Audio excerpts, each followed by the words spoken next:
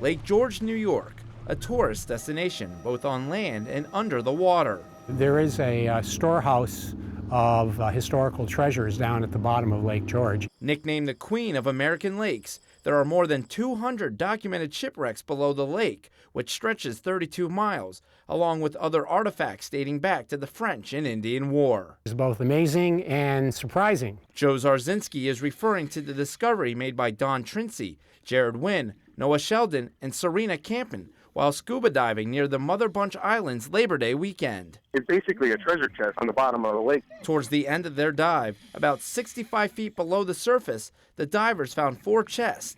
Eager to see what was inside, they brought one of the 200-pound chests up to shore. The anticipation was pretty high. You know, we didn't know what could possibly be in there, you know, and then opening it up, and it was like, oh my God, that's something serious, you know. The rounds they're big, you know. It's bigger ammunition than I've ever seen. The chest contained several rounds of military-style ammunition and included 37mm Hotchkiss rounds, typically shot from a cannon-type weapon or Gatling gun.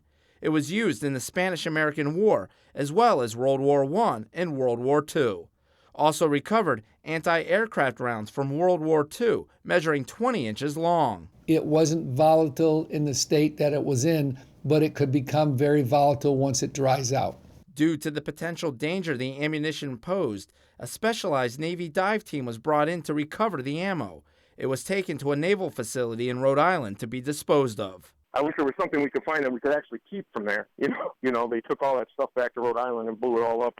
The mystery now, how did all this ammunition end up on the bottom of Lake George? The last fighting that was done on Lake George was during the American Revolution, 1775 to 1783.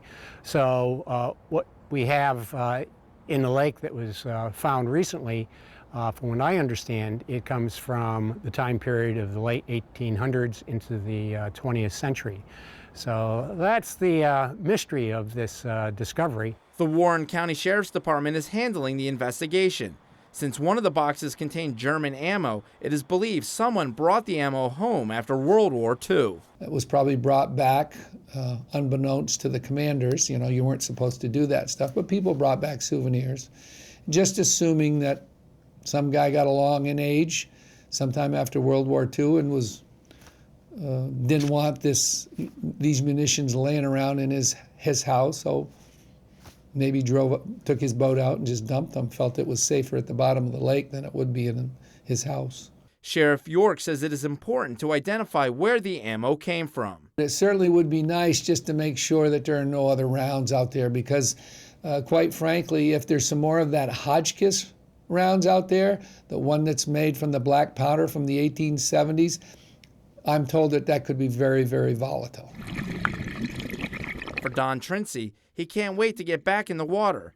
He has scoured the bottom of Lake George hundreds of times. We basically find old bottles, old anchors. I found Indian arrowheads before, clay pipes, you know, a few things like that. Nothing of any kind of real significant value other than, you know, it's just old and it's historically cool.